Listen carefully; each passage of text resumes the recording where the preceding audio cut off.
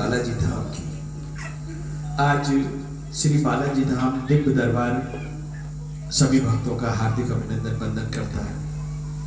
और श्री बालाजी धाम दिव्य दरबार जो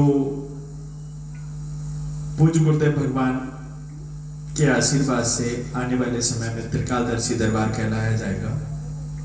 और इसमें सभी दरबार के भक्तों को एक हर्ष और हृदय से गदगद विचार आया है। अभी तो बता देना चाहते हैं कि जितने भी दरबार के भक्त हैं जो नए दरबार श्री बालाजी धाम से जुड़े हुए हैं वो तो जुड़े हुए हैं, उसके अलावा जो मेरे पूज्य पिताश्री से जुड़े हुए भक्त हैं उनके लिए भी संदेश है कि वह भी दरबार में आ सकते हैं।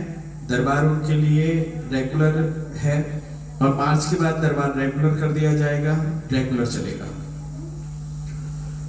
और जो भक्त पुराने दरबार से जुड़े हुए हैं उनके लिए भी बड़े हर्ष का विषय है कि उनको श्री बालाजी धाम पर डायरेक्ट मिलने की सुविधा उपलब्ध करा दी है।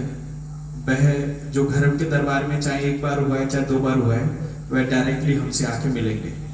उनको ना तो पर्ची नंबर लेना पड़ेगा और ना ही उन्हें पर्ची कटाना पड़ेगी। पर्ची पूर्णतया निःशुल्क रहती है। कोई भी डाउट अपने मन में नहीं रखें। दरबार पूर्णतया निःशुल्क है, सारे कार्य निःशुल्क हैं।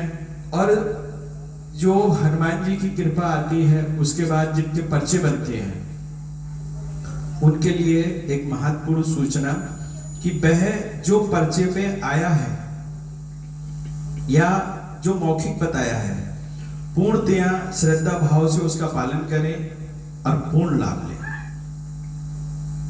सभी दरबार के भक्त इस चीज को ध्यान में रखेंगे, धाम से जुड़े और जन कल्याण हेतु अपना लाभ लें, अपने परिवार में सुख शांति के लिए लाभ लें। किसी भी प्रकार की भूत प्रेत बाधा संकट है, जैसे ही आप हनुमान जी महाराज के दर्शन करते हैं पूर्णतया आपको आराम मिल जाता है। ये पूज्य गुरुदेव भगवान श्री हाथीवान जी महाराज गुरुदेव की कृपा के साथ ये दरबार चलता है और सभी भक्त अपना लाभ लें। हाँ, एक महत्वपूर्ण सूचना आपको जरूर अवश्य बता दें कि जितने भी भक्त दरबार में जाते हैं उनके लिए वह दरबार में जाके अपने महंत जी, अपने पीठाधीश्वर, अपने सेवक आदि जो भी वहां दरबार में बैठा हुआ है वो वहां बैठे और बैठने के बाद सामने अपने जो भी महाराज जी बैठे हुए हैं या जो जिन पे शक्ति आई हुई है या जो जिस तरीके से जैसे भी बैठे हैं, तो कृपया मेरा हाथ जोड़ के निवेदन है कि आप लोग जब हनुमान जी की कृपा उन पे है तो आप ना बतावें कि हमको ये परेशानी। आप अपनी परेशानी को गुप्त रखें, बिल्कुल ना बतावें।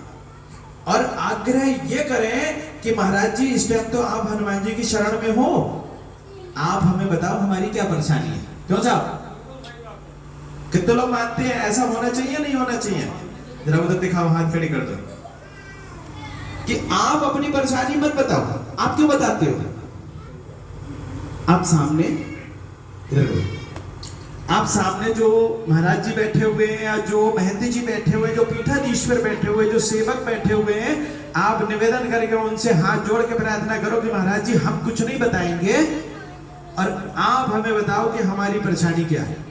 क्योंकि आप तो इस टाइम आप नहीं हो, है ना? आप नहीं हो, आप हनुमान जी की शरण में बैठे हो, तो आपका दायित्व बनता है आप भक्त को बताओ। और बहुत सारे ऐसे दरबार हैं जहां पे सिर्फ एक ही बात बताई जाती है, मसानी मसानी मसानी मसानी मसानी। उन्हें और कुछ आता ही नहीं। तुम्हारे घर मसानी, तुम्हारे घर, क्या सब घर में मसानी है? सब घर में मसानी है। आप उनसे आग्रह करो, उनसे अपनी परेशानी के बारे में पूछो, आप कदापि ना बताओ। और वो लोग ना बता पाए तो श्री बालाजी धाम पे आ जाना, हम आपको बताएंगे, सीना ठोक के बताएंगे। बोलिए हनुमान जी महाराज की, बोलिए श्री बालाजी धाम की।